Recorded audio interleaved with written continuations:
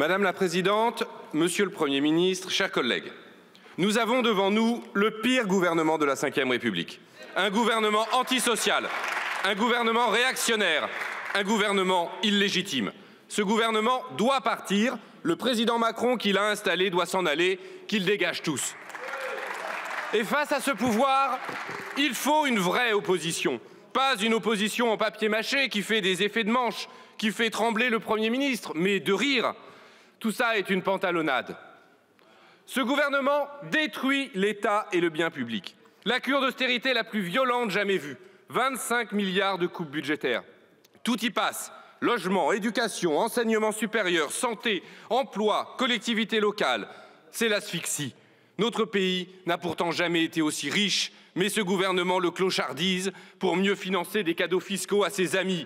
Pour eux, le pouvoir régale, aux frais des citoyens évidemment. 200 milliards, le premier poste de dépense de l'État, le casse du siècle. Ce gouvernement appauvrit le peuple.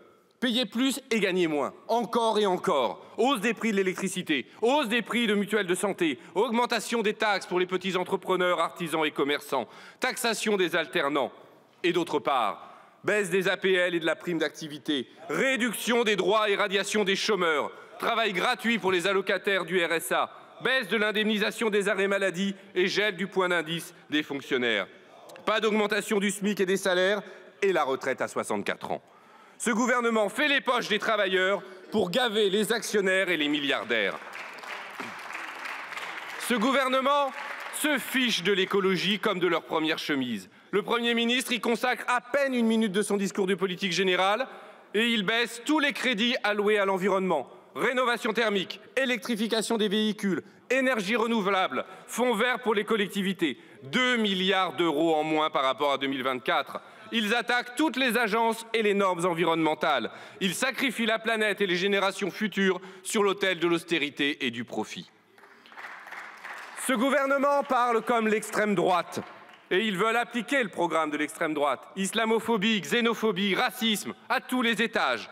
Le Premier ministre parle de submersion migratoire. Monsieur Retailleau parle de français de papier et déclare que l'état de droit n'est ni intangible ni sacré. Ils baissent le budget de l'aide médicale d'État. Ils veulent rétablir le délit de séjour irrégulier, introduire une préférence nationale dans l'accès aux aides sociales, remettre en cause le droit du sol et ouvrir un débat sur l'identité française. Quelles atteintes aux principes républicains! Quelle violence déchaînée contre des millions d'innocents! Ce gouvernement ment devant la représentation nationale, sans honte et sans vergogne, à l'image du Premier ministre lui-même, empêtré dans le scandale des violences physiques et sexuelles commises contre des dizaines d'enfants à Notre-Dame de Bétharram. Un jour, il dit qu'il ne savait rien. Le lendemain, qu'il avait demandé un rapport. Le surlendemain, qu'il avait rencontré le juge, mais seulement en tant que voisin. Mensonge après mensonge, mensonge d'État. Ce gouvernement piétine la démocratie. Car s'ils sont là, c'est qu'ils ont volé le résultat des élections législatives des 30 juin et 7 juillet dernier. Des élections remportées par le nouveau Front populaire, mais dont le président de la République a décrété tout seul que personne ne les avait gagnées. Pour continuer la même politique, pour installer une coalition de briques et de brocs rassemblant tous les perdants sous le patronage de revenants sortis de nulle part, Michel Barnier, François Bayrou. Coup de force contre la démocratie, coup d'État contre le vote du peuple. Mais cette faute originelle suffirait à elle seule à justifier que nous votions la censure. Alors nous la voterons une nouvelle fois aujourd'hui, comme nous votons toutes les motions de censure présentées par la gauche. Nous sommes des opposants conséquents. Nous voulons faire tomber ce gouvernement calamiteux et illégitime, mais tous ne peuvent pas en dire autant. Et nous ne sommes pas dupes de la triste comédie qui nous est offerte aujourd'hui par nos collègues socialistes. À 5 reprises, déjà depuis l'arrivée de François Bayrou à Matignon, ils ont eu l'occasion de voter la censure. Ils se sont abstenus. Ils ont permis à M. Bayrou de durer. Ils lui ont laissé les mains libres pour agir et mener sa politique destructrice. Et voilà qu'il feigne maintenant de déplorer cette même politique avec des trémolos dans la voix. Mais à qui la faute? Aujourd'hui, pour redorer leur blason et se racheter une conscience, ils s'offrent une session de rattrapage. Mais c'est un théâtre de dupes, une motion de censure symbolique pour de faux, une façon de dire « Bouh, c'est mal, ils sont méchants !» Mais on ne fera rien quand même. Merci pour ce moment. Le ci-devant président de la République, François Hollande, a vendu la mèche sur un plateau de télévision. Le texte n'est pas fait pour renverser le gouvernement, mais pour l'interpeller. Et si jamais il courait le moindre risque d'être adopté, le Parti socialiste lui-même ne le voterait pas. Il crie à l'abordage, mais avec un pistolet à bouchon et un sabre en bois. Logique pour un capitaine de pédalo. Quand nos collègues socialistes se rassurent, le Rassemblement national a d'ores et déjà indiqué qu'il ne voterait pas cette motion de censure. Le tour est joué, le gouvernement se maintiendra et sa politique désastreuse continuera. Tout changer pour que rien ne change. Un mauvais tour joué par des politiciens cyniques. Le Rassemblement national nous avait depuis longtemps habitués à ce petit numéro de passe-passe. Censurera, censurera pas. Retiens-moi ou je fais un malheur.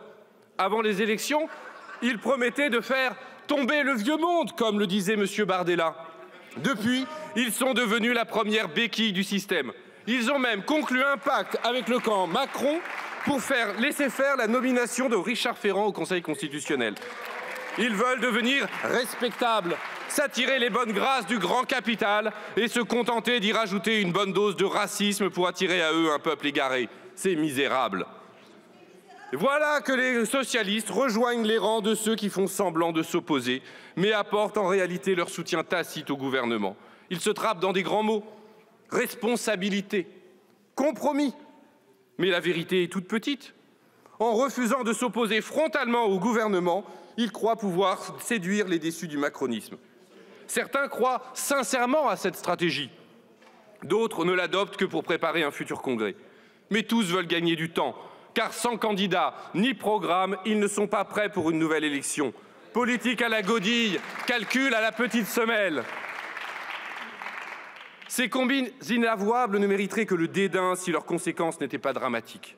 Le gouvernement est conforté, les discours racistes sont normalisés, la gauche est divisée, l'opposition est délégitimée, la démocratie elle-même est discréditée quand certains se font élire en prétendant tourner la page du macronisme et faire barrage à l'extrême droite, puis se retrouvent le lendemain aux côtés de l'extrême droite dans un soutien sans participation à un gouvernement macroniste.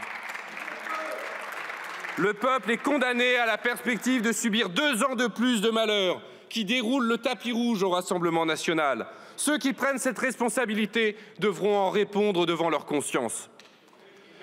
Nos collègues socialistes accusent le gouvernement d'être l'accélérateur de nombreux affaissements politiques et moraux. Et à raison.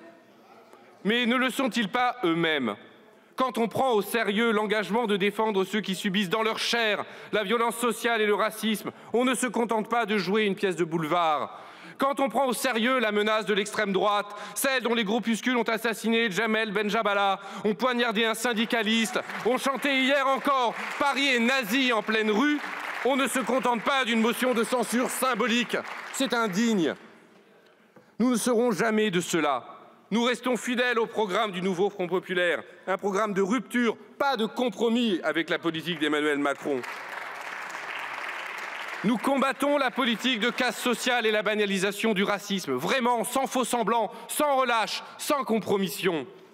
Nous voulons la chute du gouvernement Bayrou et le départ du président Macron. Nous voulons la fin de la monarchie présidentielle, l'avènement d'une 6e République démocratique, sociale, écologiste et humaniste, pour gouverner par le peuple, pour le peuple, enfin. François Mitterrand écrivait « Il n'y a d'opposition qu'inconditionnelle dès lors qu'il s'agit de substituer un système de gouvernement à un autre. Retoucher, aménager, corriger le pouvoir absolu, c'est déjà composer avec lui. C'est mimer l'opposition de Sa Majesté qui, autant que la majorité, participe au régime et le soutient. Certains feraient bien de méditer ces paroles. Nous ne serons jamais ni la béquille du système, ni l'opposition de Sa Majesté, nous. » Merci, monsieur le député.